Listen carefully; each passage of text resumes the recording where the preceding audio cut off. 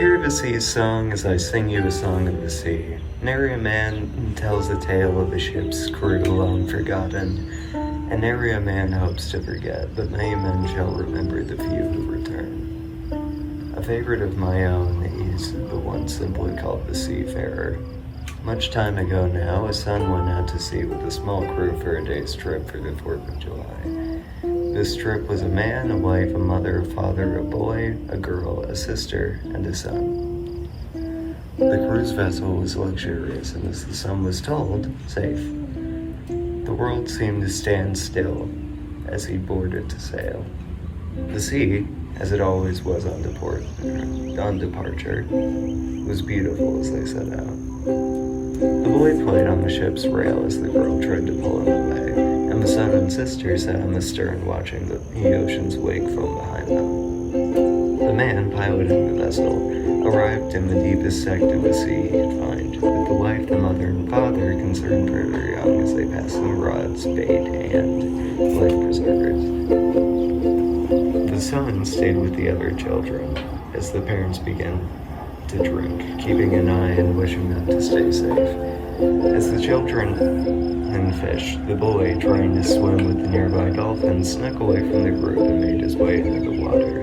As the son realized this, he ran after the boy, diving deep into the water to bring him back to the deck. The boy, unable to swim without any equipment, began to sink as the son caught up.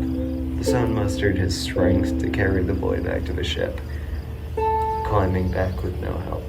The two then learned that despite the cries of the girls, the parents remained unaware and uncaring of the boy's actions. After another hour had passed, the crew moved to the beach. Once again, the boys ran to the edge, but this time, the others stopped him and put a preserver around him. As the boy and the girl made their way onto the shore, the son and sister went below deck to talk about the parents. After their talk, the two returned, hopeful things with them would change. They met the boy and girl on the shore, looking back at the ship briefly before playing.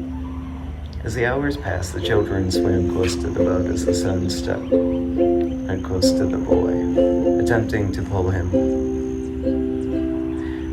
to safeguard him from the ripple. The sister, tired of the neglect of the parents, made her way back to the deck to confront them, only to be shooed off of the deck by the man. Soon after, the man called the children back in a drunken rage and began to drive the boat further from the shore as some petty show of power. As the sun went down, he drove close to a coastal bar to watch the ensuing fireworks. However, as the wife began to protest the spot, he once again acted in anger, turning the boat aground on a large sandbar and stranding the crew miles from help. With no way to call for help, the young began to panic, as the parents, too intoxicated to call them, began to scream at the man for the product of his rage. The man and the father, none in their right minds, decided to disembark from the ship and attempt to move it by hand in the dark, sandy, shark-infested water.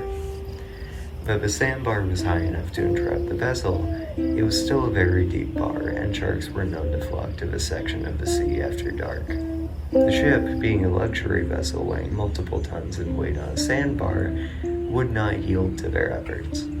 With the ship's machinery stuck in the sand, the motors and rudder were useless to help move them. As everyone sat trying to move the boat and get away from the sandbar, the son sat with the children, attempting to keep them calm. After calming the sister, the son had a request. He contemplated their options, and after thinking about how everything would go, it was interrupted by a loud scream from the water below, followed by the two adults clambering back to the ship. The man had been grazed by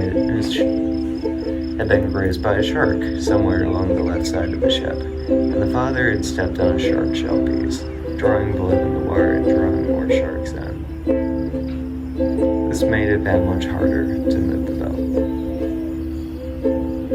With everyone on the boat, it became harder for the son to work to get out of it to get out of it without being dragged back up.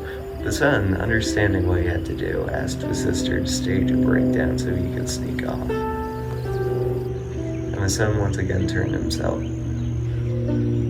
to the stern of the ship and found himself standing at its edge.